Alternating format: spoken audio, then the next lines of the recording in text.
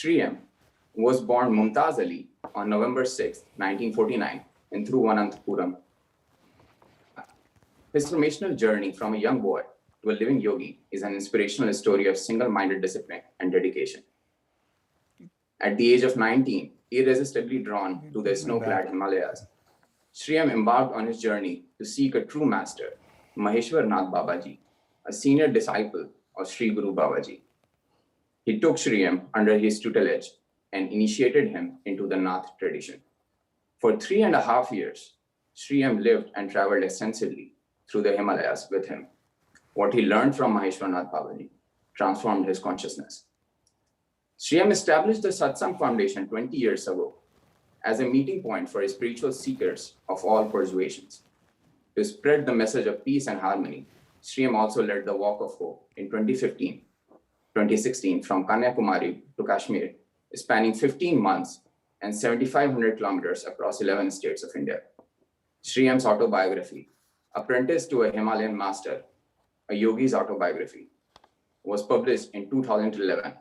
A sequel, The Journey Continues, was published in 2017.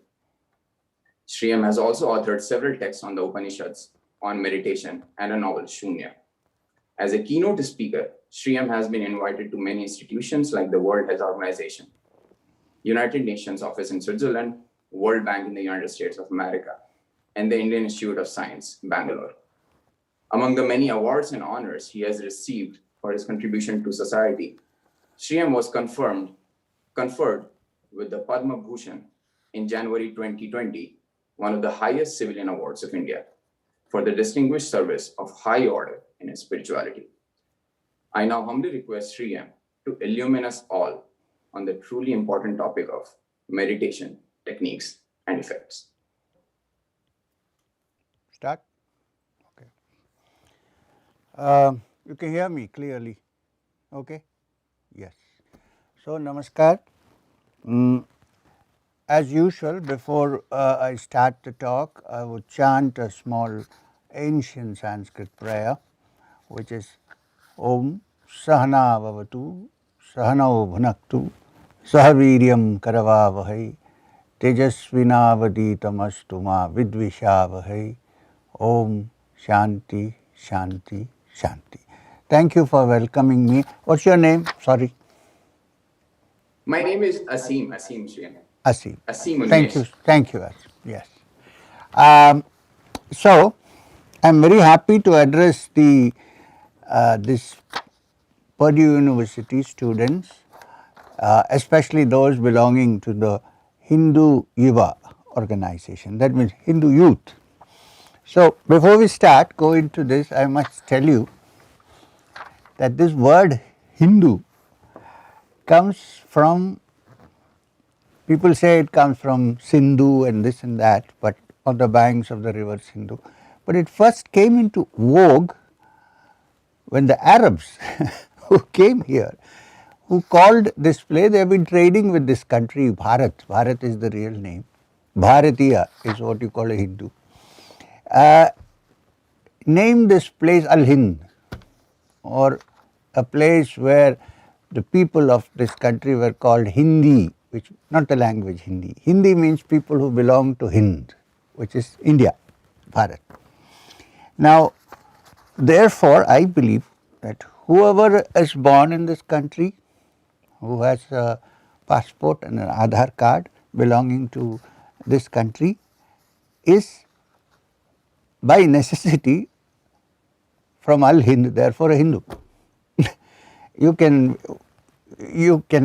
may be from this religion or that religion, or you may have no religion at all. Kannada, the great sage who wrote so many things in the Vaisheshika Sutras, did not believe in God. He was an atheist. He was also a Hindu.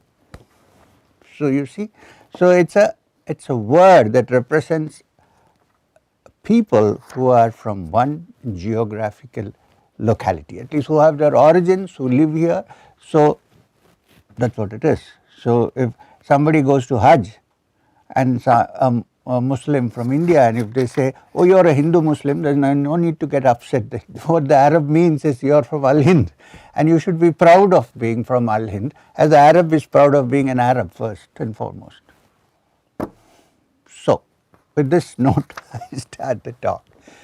Yeah, the subject that is given to me, I think you might have thought about it, young brains working hard, trying to figure out what to ask me to say. Here is the subject given to me, meditation techniques and their effects.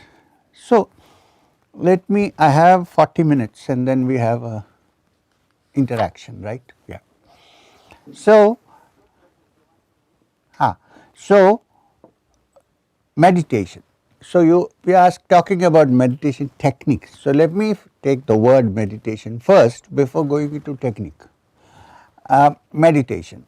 Actually, in the traditional Shastras, there is no perfect one-word substitute in Sanskrit for meditation. You can say dhyan, but it's not just dhyan. According to the yoga teachings, especially the Yoga Sutras of Patanjali,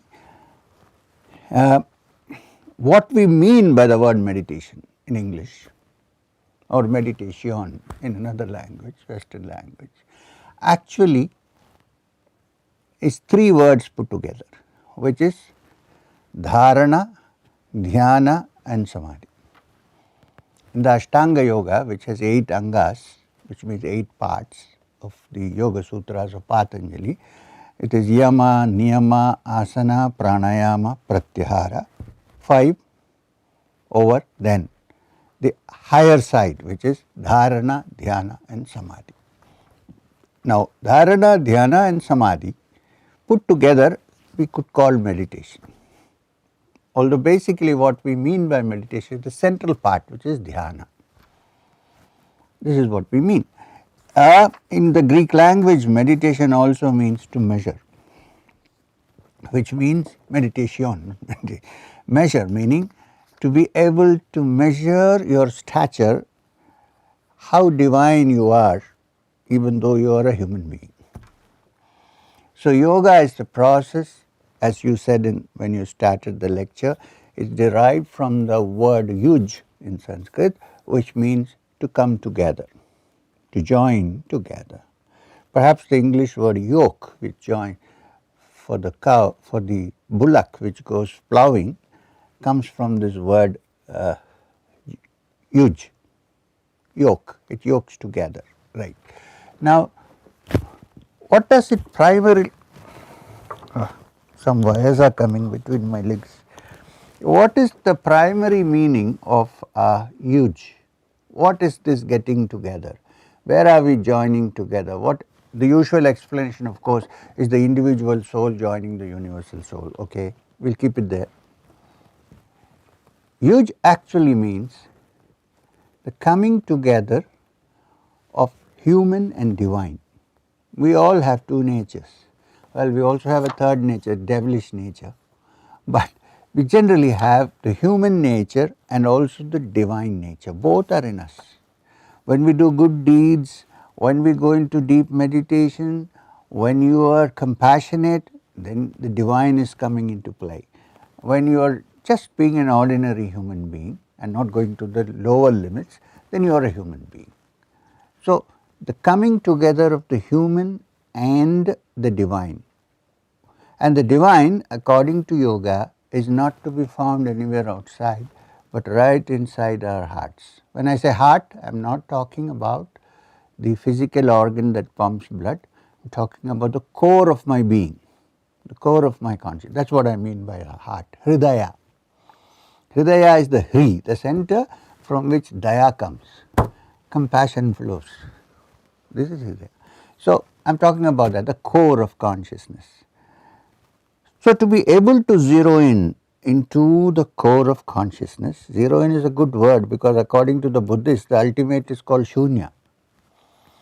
Now, shunya is not nothing, but shunya, the meaning of shunya is no thing. It is not a thing which you can feel with your 5 sense organs, but something beyond. Shunya cannot be nothing because This entire world is supposed to have come from it and then go back into it. So it can't be nothing. It must be something which we cannot see, which is not a thing. Now, before we go into the techniques, I would like to tell you a small story from the Chandogya Upanishad, one of the principal Upanishads. A son of a rishi goes traveling searching for the truth and then comes back to his father. And his father asks him, so son, have you found the truth? He says, I think I have. He says, if you think you have, I'm not so sure, because if you have either found it or you have not found it. So he says, okay, now let me tell you something. You see the banyan tree out there? He said, yes. Go bring a seed from that banyan tree. So there's a seed fallen on the ground, and the young man brings the seed and shows it to him. Now the father says, now peel it. So he peels it. What do you see now? I see the kernel of the seed. Peel it. What do you see now? I see small black seeds inside. Take one of those black seeds and peel it. So he says, okay. He peels it. What do you see? He says, I see nothing. And the rishi, the father, tells the son, it is from this nothing that you're talking about that this entire banyan tree has come. How is this connected with technique? I'm coming to that. This entire banyan tree has come from that which you say you don't see. It is the essence of the seed.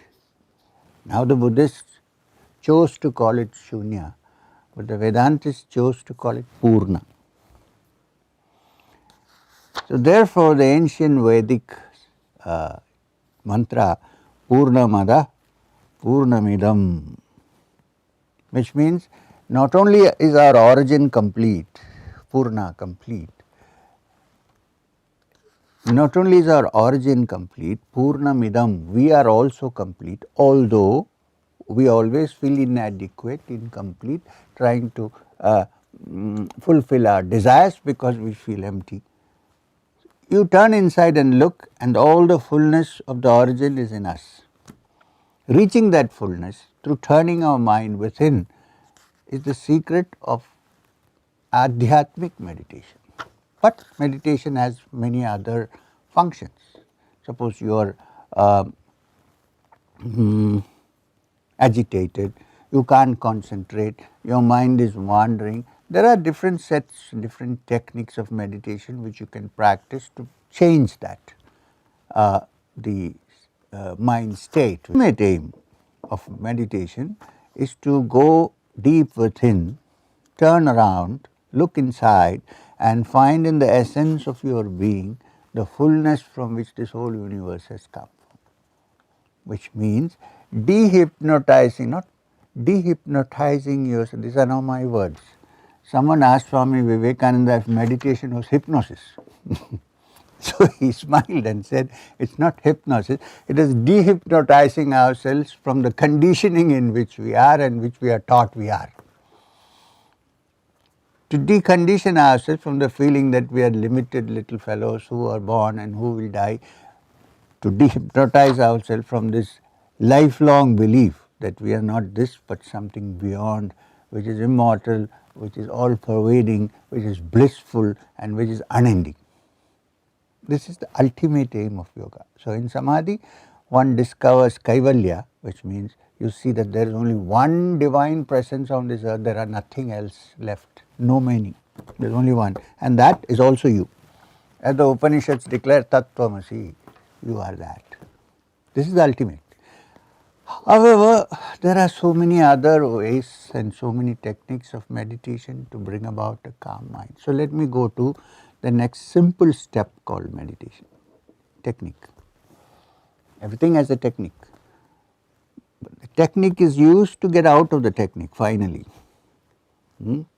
So one of the techniques, you see, basic complaint is, I like to meditate, I sit down, but I can't. My mind is wandering. I love to meditate because I think that will give me a lot of energy, which will also make me go deep within my essence. All that I like. I would keep my mind calm, quiet, and therefore increase my efficiency, and so on. But I can't do it because if I sit down, my mind is beginning to wander. Now the thing is, just like nature abhors a vacuum, you try to make a vacuum, physics, air rushes in and tries to finish it off, fill it. In the same way, the mind abhors a mindless state. The moment you say, I want to become free of thoughts, thoughts will begin to rush in. This is the nature of thought. So what can I do to calm my mind and explore my inner realities and my inner strengths and achieve lasting peace? How will I do that if I can't? The thing is, therefore, give up the attempt of trying to be free of thought. Keep that aim in view, but give up that. It's not possible. The moment you say that, some people say, now I have come to a state where I am in a thoughtless state. So who is saying I am in a thoughtless state? Me. So there is thought. You get what I am trying to say? Very easy to say. Okay. So now, therefore, the yogis said the best thing to do is to engage your mind in something internal, so that for the time being it is free from that which is outside. Not trying to banish all thought, impossible. But to fix your attention on something which is internal, so that you are not distracted by that which is external, which is seen through the eyes, smelled through the nose, heard through the ears. Free from that. How do you free your mind from that? Fix it into something inside. Now what is the most important thing in us which is inside, which is common to all human beings throughout the world? Breath. Look, you can live without food for some days. You can. You can live even without water for some days. You cannot live without breath for half a minute. It's the most important nourishment for our system. You know why in this COVID wave many people die? Because they cannot breathe. So the oxygen is not there. The whole body is starved of oxygen. That's it, finished. It's like they say in Gujarati, off ho gaya, finished. So therefore, fix your attention on the breath. So how do you fix your attention on the breath? Sit down, wear comfortable clothes. I advise people against wearing jeans and meditating. It looks nice when you go out, you can do that. But when you sit, wear something loose, either a dhoti or pajama, something, or shorts is good. Not necessarily khaki shorts, but shorts are fine. Okay, I have nothing against khaki shorts, but so sit down in a comfortable position with comfortable clothing and close your eyes. Make sure that there is good air to breathe and that you are sitting in a place where you won't be disturbed by others. And then close your eyes and simply watch your breath. As you breathe in, let your mind travel along with your inhalation. We all breathe in and out, but we don't give attention to it. For a change, give attention to your breath, the most important nourishment for your system. Sahanava bhunaktu, may we be nourished. The most important nourishment is prana, the breath. So turn your mind and look at the breath. When you look at the breath, you will notice that it's going in. And if you deliberately stop it for a while, it will stop, kumbhak. If you don't want, it's okay. And then you exhale, it's going out. Now give your mind complete attention, watching the breath, saying, I'm going in with the inhalation and I'm going out with the inhalation. I'm watching the whole thing. My mind is going in and out and watching it, not changing it in any way, not even trying to alter the rhythm, just watching. Now, the ancient Buddhist teaching, this is called vipassana, one of the forms of vipassana. They call it anapana. In the yogic terms, it's called anulom vilom. So, watching the breath going in and watching, very soon you'll discover that many of the distractions that you have subsided, and you are only engaged in the breath. If you continue for longer periods of time, for many days, through abhyasa, through practice, then a day will come when even the attention in the breath will cease, and there will be something which I can only describe as your true self without any distractions, and which is full of happiness. This is the effect of this technique. And this technique can be practiced by anybody, age no bar, physical condition no bar, man or woman can certainly practice this technique. And what does it give you? First, it frees you from the distractions of the outside world. 2, it fixes your attention on your essential breath. And 3, from that, where do we go? That you go deeper and deeper into your inner psyche until you come face to face with your reality, which is the truth. Now, what other effects from this? Side effects? Suddenly you discover that your attention span is increased, but you have to practice every day. So look, the effect of yoga depends upon Nairantarya Abhyasena, regular practice, because all our life we have been doing something else. So it's not that in 2 days you can succeed in yoga. You need to practice regularly. Just as you practice, people want shortcuts in meditation. Unfortunately, there are many who provide, so that is the problem. There are no shortcuts. Put your attention into it and practice every day. There are no shortcuts.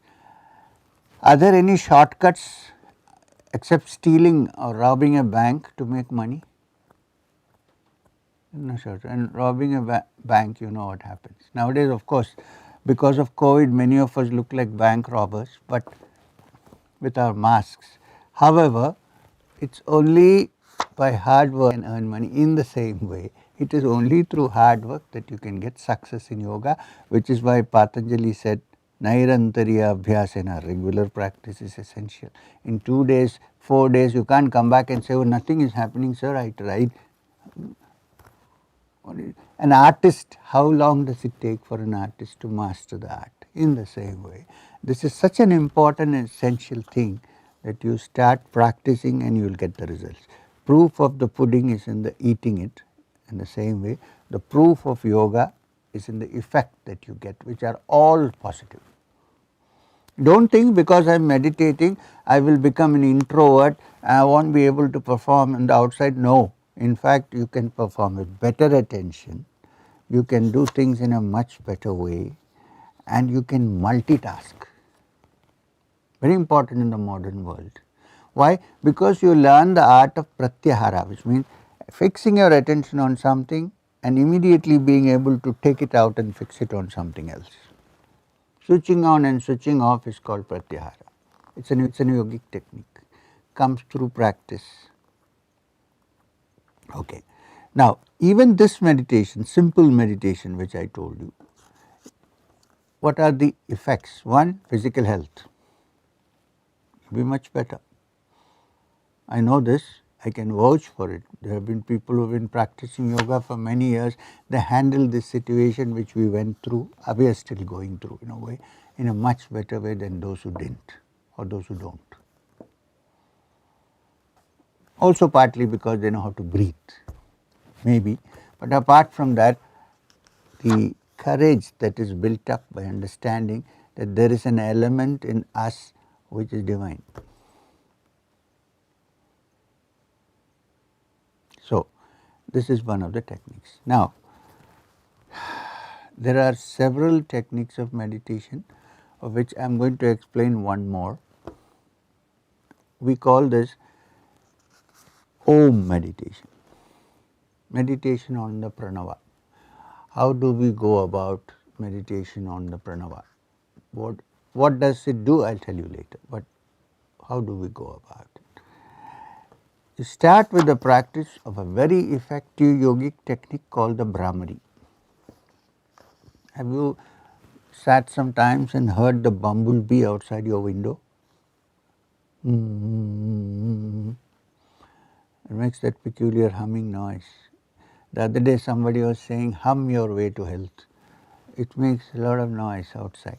So in the same way, imitate the bumblebee. How do you imitate the bumblebee? The last sound of Om is Ma.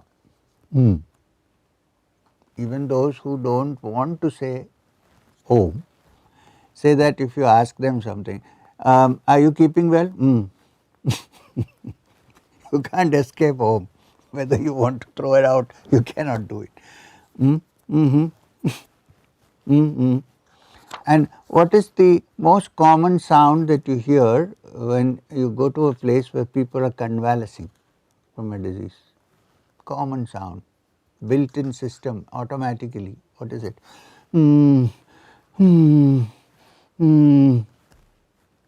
Nobody taught them to do that.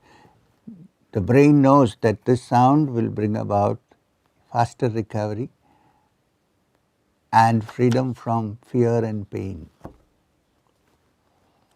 So this particular Ma, which is the last part of Om, is what we should take up. And that is Brahmari. If you can take a breath, not a deep breath, just a simple breath, and then do.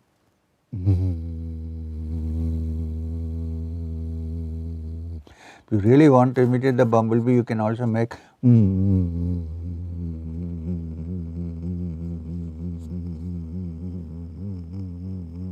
may not be able to do so long. This is years of pranayama. So at least for some time. So when you do this, what happens? You feel some vibrations happening in your nostrils around this area because it's vibrating. It also vibrates the amygdala, which comes somewhere here from the central brain inside, and therefore sends the signals right up to the center of the brain from here. It also vibrates the vagus nerves, which has endings near the ear. So what do you do when you do the Brahmari? The complete technique is you shut your ear with these protrusions which are here in front of the ear with your thumb, hold it close. Now the vagus nerves are massaged by pressing here, and then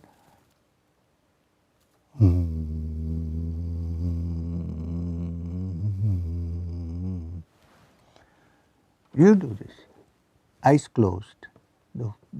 Your sound of the Ma is vibrating all inside your system, inside your brain, inside your Sushumna Nadi, which is in the center, and in the pineal gland and the pituitary, which are the master glands of the human system.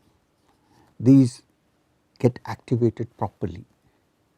And plus, Om is a divine sound. The Upanishads have said Om is the bridge between this and that.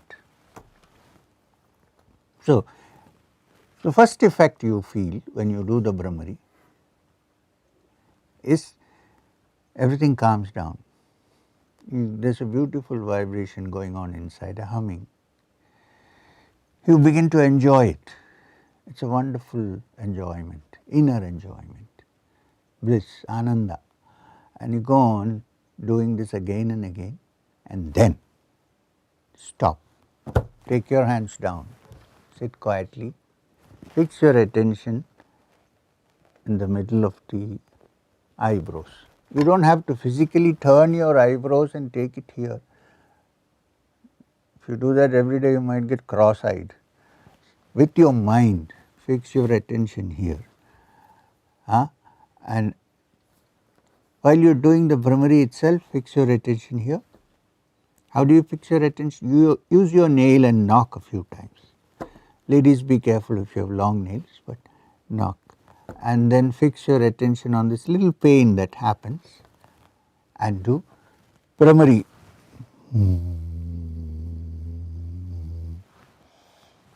Do it for a few minutes, then take off your hands, fix your attention here, meditate. Don't do anything particularly. Now in your mind, chant the whole Om. You can even chant it loudly. It can be either Om or it can be Om. Put a little stress on the Ma. And then stop all chanting and sit quiet and see what's happening. You'll probably be in a very nice, blissful state and you'll enjoy it. Maybe a few stray thoughts coming and going, but you're not going to get involved with it. Then if you do this every day, I vouch, I assure you that in 6 months you will see some difference happening.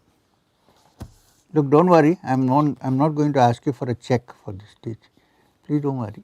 So we believe that such knowledge should be given free, not for a colossal sum, right? So here we go. So this is a very simple. I have described two kinds of meditation. One I have combined, both I have used pranayama also together, and through this one, as one progresses, one can go into the other techniques. I am deliberately not wanting to speak about the chakra meditation or into all that. Unless we establish ourselves in this, we cannot go further. People have this tendency to ask for more and more when they can't deal with what you already have. I must tell you that I must bring to your attention that this subject is not like window shopping. It's not like going to a mall and this is good, take it, this is good, take it, this is good, take it. You take one and work on it. Give complete attention to it. Allow your mind to expand and grow. And then ask someone who has practiced it for a long time, who may be your guide, your friend, your advisor, and say, now can I do the next? Step by step is always important. So I have spoken about two kinds of meditation. I have told you how to combine pranayama with meditation. Okay. Now, the question of what kind of life you should lead to be able to meditate. You are all young people. You have lots of energy. Utilize the energy for good things. Don't waste your energies. And as far as food is concerned, the golden rule for a practitioner of meditation is moderation in food. Don't eat too much. Don't starve. Is there a golden rule? Yes. When you sit down to eat, get up before you feel totally full.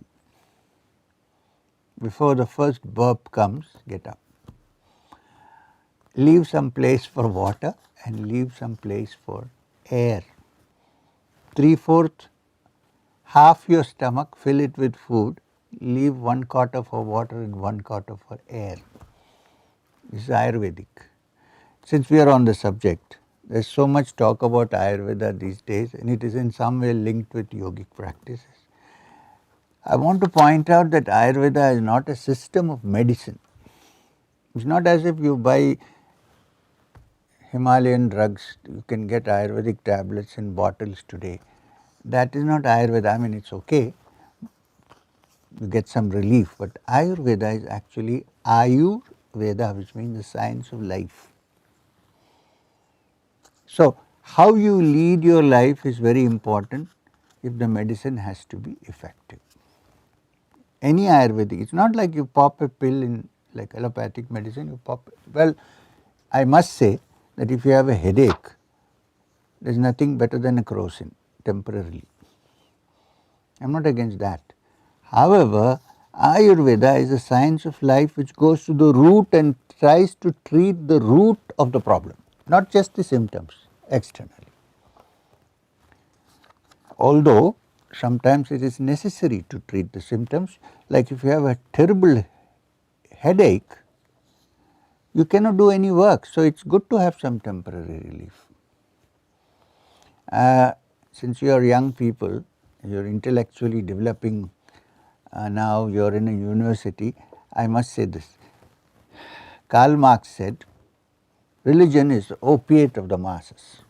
So everybody uses that as a ace card, saying, oh, so we don't want religion, it's an opiate. Now the question is, when you have a terrible stomach pain or a headache, how will you stop it? With opium? I mean, many medicines have opium. Woodward's gripe water, which they give to little kids when they have a tummy ache, has opium in it, medical. Now, you can't expect to do anything unless you free yourself of your headache. So, there is no harm in that, as long as you don't become an opium addict. That's a different matter altogether. And unfortunately, Karl Marx, when he said religion, he was talking about Semitic religion, basically. I don't think he studied the Upanishads. If he had studied the Upanishads and the yogic teachings, he would have thought differently. When he said religion, he was talking about the Semitic religions, where there is God and there is devil, and you know the whole thing. So, I've spoken for about 35 minutes. Do I speak or do we have questions? I am happy with the questions. Yeah. So in our program, like we have to ask questions, but if you have something more, please go on. But then, right. Like one more technique. Yeah. So we have time then. One more technique. Okay. Now this is called Yoga Nidra. Now what is Yoga Nidra? People find it so difficult to sleep sometimes. I don't know about young people, but generally people say, oh, I can't sleep. Is there some practice, or what do? I pop tablets to sleep. Now, the most important simple way of falling asleep without any difficulty is that you exercise your body enough that it gets tired. So, that is where the yogasanas come into play. When you do yogasanas, every muscle of your body is stretched. Now, the whole principle is when you stretch your muscle and then relax it, energy flows into that system. This is the whole principle of yogasanas. So, you will see each yogic posture, either you go this way, either you go this way, either you go this way, or you go this way, or you turn your body, Ardhamashandrasana, or you raise your legs up and the head down, or your head is up and your leg down. These are the basic 4 moves in asanas, most asanas. So, what does it do? Every system, every muscle in your system is stretched. Then what do you do in the end? Shavasana. Shava means a dead body. So, when you are lying there, the muscles which have been stretched are all relaxed. That is when energy flows into the system. You might call it Shavasana because the posture is like a Shava, but nothing like is happening in the Shava is happening here. Energy is flowing into the body. Right? Now, from this one step, we go to Yoga Nidra. Now, Yoga Nidra is a sleep-like state, not sleep, a sleep-like state induced deliberately and voluntarily by the yogi, so that in 10 minutes of Yoga Nidra, you get all the relaxation that you would get with 1 hour of sleep. So, one who practices Yoga Nidras need not necessarily sleep for a long time. The effects of 1 hour of Yoga Nidra are equivalent to 2 hours of sleep, normal sleep, which is called Sushupti. So, Yoga Nidra, how do we do it? Now, this is a technique which can be practiced by anybody, even people who do not want to do any other yoga, but who can't sleep, who are always worried. Yoga Nidra is to lie down in Shavasana, make sure that the door is closed so that people don't come in and disturb you. If possible, dim the lights. We are going to have a self-hypnotic session actually, not now, but when you do it. Lie down and then close your eyes. Now, listen carefully. Tense the toes on your feet, tense them actually. Hold it for a while, release. Now move to the next section, ankle. Tense the ankle, hold it, release. Move to the shin, tense the muscles, hold it for a while, relax. Come to the knees. So keep step by step knees, thighs. Divide the body into different sections. Tummy, you know how to tense the tummy. Just push hard. Relax. Tense the chest. Relax. Tense the hand. Go on doing this till you come to your face, where you screw up your face. Tense it. Relax. Do this 3 times or 4 times, and the 4th time when you come to this part, stop there, allow it to relax, lie down quietly, no tensing, no nothing, and you will see what happens. Sometimes you may snore and fall into normal sleep. Sometimes you may be in a sleep state from which you don't want to wake up. I hope nobody disturbs me and so on, but you are not asleep, you are aware of everything. Body is completely relaxed. The mind is completely relaxed. Now this is called the practice of Yoga Nidra. This has the effect of keeping the body and the mind healthy.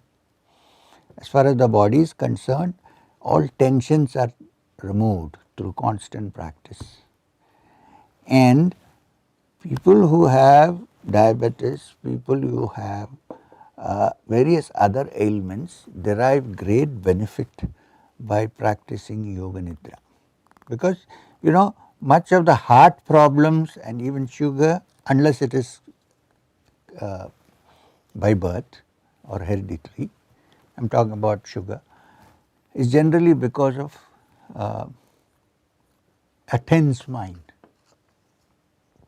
If the mind is relaxed, especially blood pressure and heart diseases, the root cause is tension. And the tension goes on for many years and then gets manifested into heart problems. So, if you can start working on it right now, you can prevent. So, this is another thing I want to say. More than a cure, yoga is a preventive, but a preventive par excellence. If you start practicing yoga now, or many of you are so young, if you start practicing, well, I started much younger, but if you start practicing, in 10 years you will find that things are much better. You get more attention, you can meditate. If you are spiritually inclined, you can go, that's a different matter. Apart from that, you can keep a cheerful face, your intelligence is sharpened, you have more energy to work with. A yogi is able to perform in the outside world much better than a non-yogi. Somewhere people think if you go into yoga, you will become meditative, you won't be able to. No, you are meditating when you are meditating, you are working when you are working.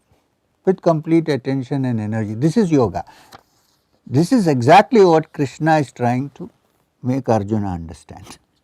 Yoga is not retiring, but yoga is working. Take your bow. Why are you throwing it down?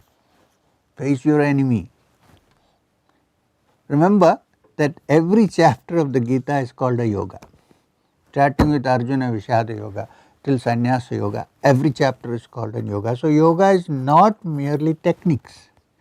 Yoga is a way of life. And it is an active way of life. Now I will bring a little personal element last, then we can have some questions, which is this person sitting in front of you started practicing asanas and pranayama and meditation from the age of 10, even before going to the Himalayas, at home. Why? Because a teacher used to come to teach my father. I apprenticed myself to him. So Sharmaji taught me yoga. And after 5 years of learning yoga from him, then he told my father that if you have any doubts, you can ask him, which was not a good thing to say. He was a little upset. But so I started at the age of 10, and today I am 72.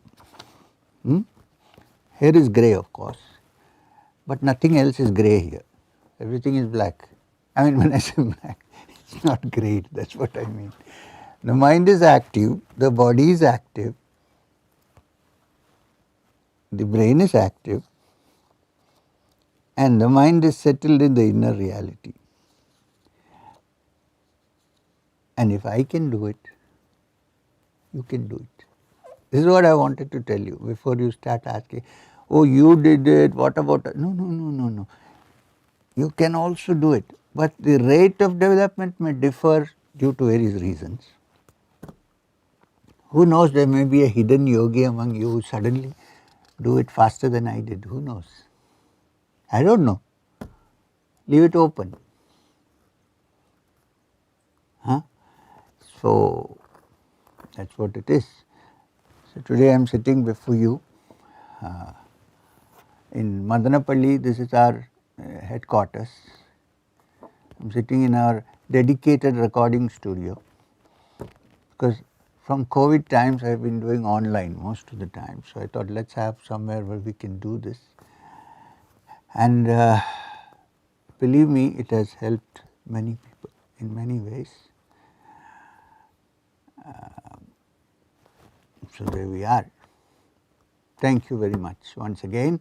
So we can, if you have questions, where did you pop in from? Okay.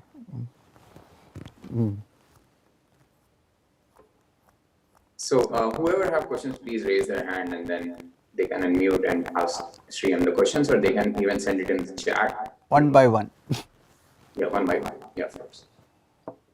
Yeah, Namaste Guruji. My name is Ashish. Yeah, Ashish. My question to you is, I just finished reading your book. Which one? And the first book, Apprentice to the Himalaya. Okay. Autobiography. Yeah. Okay. And really enjoyable read. My question to you is, you are a master of Kriya Yoga, right? And in the techniques you have mentioned here today, probably due to time constraint, you have not mentioned anything about it. My question is, in comparison with Kriya Yoga, how would you rate, let's say, Anapanasati or the other techniques you have mentioned? Is it complementary, or is it better on its own if you practice on its own? It's not. See, look, in yoga, in the science of yoga, there is no competition like that. I mean, there are many ways of yoga. Now, let me explain. You said Kriya, so I am going to say this. When you say Kriya, the actual meaning of the word Kriya is technique. Kriya. What Kriya should I do? What does it mean? Technique. So you explain a theory and say what is the Kriya to attain that? Technique. Okay. So in the Yoga Shastras from ancient times, there have been several Kriyas, several techniques. You cannot say this is better, that is small, this is big. It's difficult to say that. Although people who practice one kind of Kriya might say that the other Kriya is not so good as, actually it's not so from my understanding. However, when I say Kriya, I am talking about a particular technique which has come to me from a parampara, a certain parampara. There may be other paramparas, there may be other kriyas, you cannot deny that, I cannot deny that. From my parampara is from Sri Guru Babaji, who Yogananda Paramahamsa in his autobiography referred to as Mahavatar Babaji. But for years, thousands of years he has been known as Sri Guru Babaji. Mahavatar Babaji was a word coined by Yogananda Paramahamsa to say that many have come and gone, but he is there, that kind of thing. Sri Guru Babaji has been known for thousands of years in the Nath Sampradaya, to which I also belong in some way. Refers to him as Nityanath. Okay. So even in the works of Gorakhnath, mention is made of Nityanath.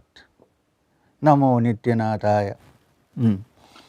Om Shri Gurubhyo Namaha. That's how it begins. Even Siddha Siddhanta Paddhati, Gorakhnath. So this Kriya, this particular Kriya has come down to me from this parampara, from Sri Guru Babaji to Maheshwarnath Babaji, who was my Guru, who you know from the name that he was also a Nath, although he was a disciple of Sri Guru Babaji. So that is not a contradiction, because Babaji is referred to in the Nath Sampradaya as Adinath. So This is my parampara. So when I say Kriya, this is the Kriya I teach, which doesn't mean that there are no other Kriyas which may be equally effective. I cannot deny this. I can't say yes, I can't say no. So my Kriya is, so what is Kriya? What we teach? Basically, I can't explain the whole Kriya, but I'll give you, since you asked me the question. It's a technique by which the prana in the body, which flows usually through the Ida and the Pingala, the left channel and the right channel, is controlled and brought together at the bottom of the spine in the center called the Muladhara. And from there the prana, then it becomes, when it is completely concentrated there, it becomes what we call Mukhya Prana, the most important prana. For some reason Madhvacharya was also called Mukhya Prana. I don't know why. So this Mukhya Prana, which is at the bottom of the spine, well, I know why, I just don't want to get to the subject of Madhva, because there may be some followers of Shankara, so we don't want to get into this Dvaita complication. Let's go clear.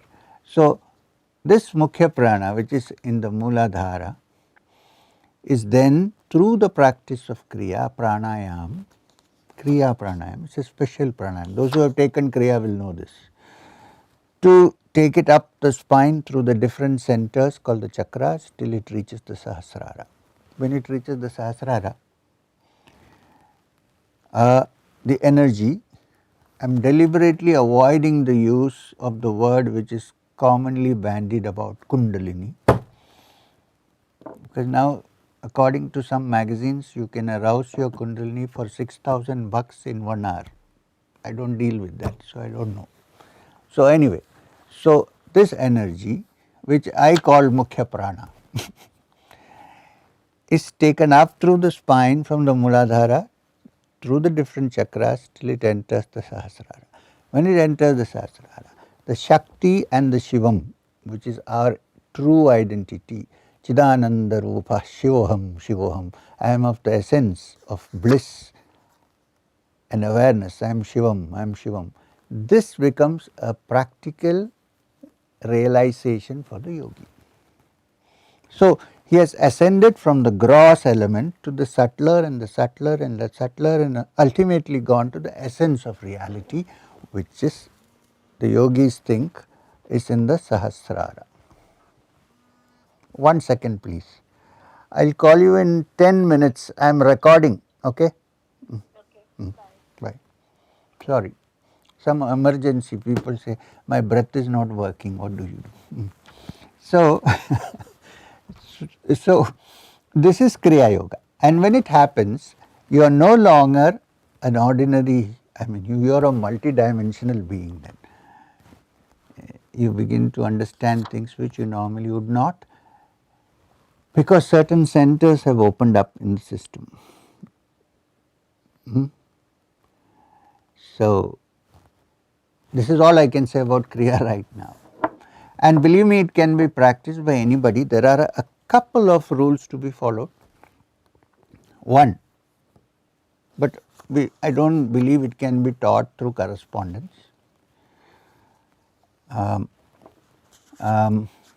Couple of things. One is,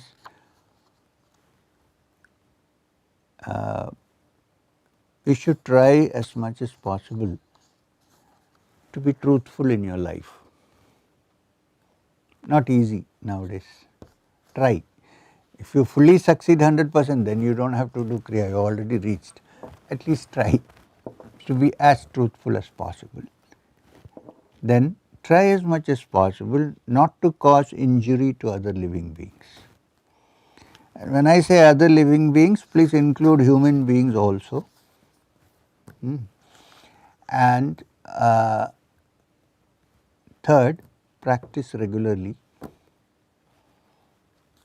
And after 6 months of learning Kriya, don't set up shop and become a guru. If these 4 systems can be practiced basically, then anybody can learn Kriya. There is no age problem in Kriya. The youngest to the oldest can learn, but I don't give Kriya below 10 years of age. It's not a good idea. But from 10, even a person as old as I am physically or older than me can take Kriya. So there is nothing mysterious or to be frightened about. It's a simple technique. Okay. When we meet, you can take Kriya. Okay. If someone else has questions, they can ask, or I also have a question on chat from someone. I can say that as well. So I'll probably go with the chat one. So the question is, oftentimes we start practicing something and later find out that it is very difficult to keep practicing it regularly. How to maintain the necessary motivation? You look, it's like this. It should be your priority. If it's your priority, then you will practice it somehow. You won't let go of it, will you? That's the main problem, because people think it's like, oh, I'll take Kriya because it's easy to get. Then I start, not only Kriya, some other technique, let's say. And then I try for some time and then I say, oh, then it fizzles out. Why? My priorities are not fixed. My priority should be, just as I want to pass and get out of the university and get a job, this should be as important as that, because it's such an important part of your life. There is no other way you will continue to practice unless your priorities are fixed. There is no other way. But there is one thing I can suggest, being a practitioner of yoga and meditation for so many years, start with something very simple and continue for a while and get totally absorbed and settled in it before you go to the next step. What happens is, people get eager, which is okay, and anxious. They say, oh, you have taught us one Kriya technique, please teach us the second. I'm saying, what you have been taught, practice it regularly for some time. No, they want everything together, then they don't practice anything. I know there's a good friend of mine sitting here and looking at me from the United States. I don't know whether she is now practicing Kriya. I have no idea. Do you daily? I hope so. So this is what happens. We need to take, look, there is the simple technique called hum saw in Kriya, which means fixing your attention on your breath, and when you inhale, chanting hum in your mind, and when you exhale, chanting saw in your mind, and continuing to do that with complete attention for a while. But then people have heard somewhere that hum saw is only the first part of Kriya. So then when are we going to do the chakra dharana?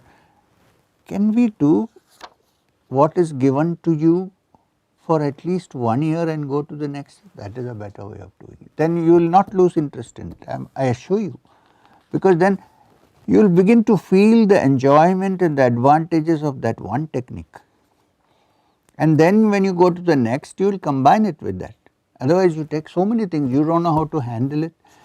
But we would very much like to go slow with Kriya, but people are not patient. They want everything together. The other day I thought whatever Kriya can be taught to, but then he said, but then there is one Talabhya Kriya which Lahiri Mahasaya. I said, please, for God's sake, let's do with this. Let's go forward. We'll think about that. So therefore I think that is the solution, to stick to your simple technique for some time and become more comfortable with it before going to the next. As I said earlier, this is not window shopping. We are not in a mall, right? One shelf I picked and I'm saying not enough, pick 2 more soaps. I think that is a better way of doing it. I wanted to tell you a story, but there is no time here. Okay. Okay. Sorry. So my question was regarding food, like whether vegetarian regarding food, like vegetarian yes. or non-vegetarian or other things, spicy, non-spicy, things like that. Yes.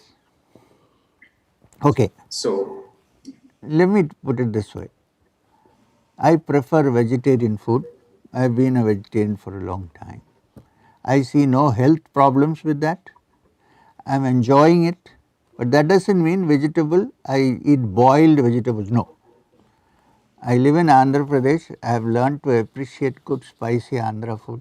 even if it's vegetarian, no harm, but it's the quantity of the spice that matters. When I say spicy, it shouldn't be something to burn my intestines. See, if there is no taste in the food, then the digestive acids don't get active. Also, when you live in a tropical region, there are more bacteria in the intestines than people who live in cold countries. The people living in cold countries don't need so many spices. We live in a tropical country where there are 50% more bacteria, some of them very harmful in our system, and best way to finish them off is to eat a little bit of spicy food. When they see the chili coming, they put their hands on their heads and run, oh my God, what's coming? The bacteria I am talking about. So, moderation is of the essence. I would say prefer vegetarian food. Don't want to throw dead carcasses into your system like a graveyard. However, if you say that I have been brought up in that way, I have also brought up in that way, I got out of it. If you say I have been brought up that way and I can't quickly give up because that will interfere with me, then start, don't worry about that, start your practice. Moderate, cut down as far as possible. In the olden days, the excuse was that, oh look, in the West they are all eating non-veg and see how strong. That myth has been abolished long ago. What is the elephant's food? Tell me. Mutton? Chicken? Grass, wheat, Grass. wheat, So leaves, some yeah. people used to say, अरे घास फूस खाता है इसको कुछ. Disproved. All that myth has been exploded long ago. So eat good nutritious food. I would say prefer vegetarian.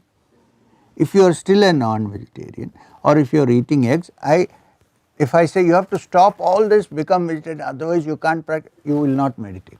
You will give up meditation rather than give up your morning egg. So therefore I say keep it, start, and then when you will feel that you will get disinterested after a while, drop it.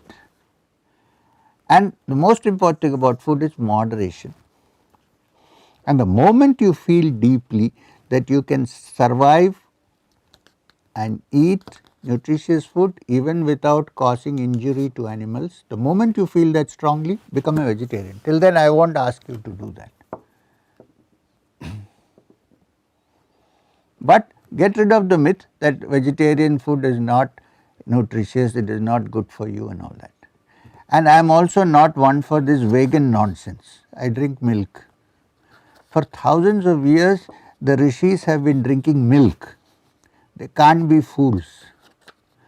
I have had no problem. If you have lactose something, some problem is there like that, some people have that, then don't drink milk. That's a different story, but milk, ghee, all this have been prescribed in Ayurveda.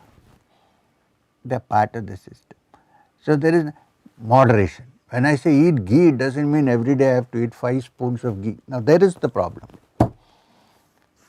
Moderation is of the essence. Okay. Right? Yeah. Am I being there's- reasonable? Yeah. Yes, sir. Yes, tell me. Namaste. We have 5 other people that have questions. So we just wanted to know what is your situation on time. Sir, I need to stop now. It's past 8 o'clock. Okay. Any other questions we might, you could mail me or something, because I had fixed an hour and that hour has come to an end. Like you, there are other people also who are waiting for something. So let me, I'm so sorry about this. Maybe I will have again another one later. Huh? Okay. I'm very happy with this young people, you know, because they are the future of the earth. So Shri M, we have some questions. We'll like to mail Yes, them to please. you and you can Sure. respond them. We have Sure. many questions from many of Oh yes, by all Yes. means. Be patient. If you don't get an answer in one day, don't get upset. You'll get it. Thank you. Thank you. Thank you all Om for joining the Shanti discussion. Shanti Shanti. Hari Om Tat Sat.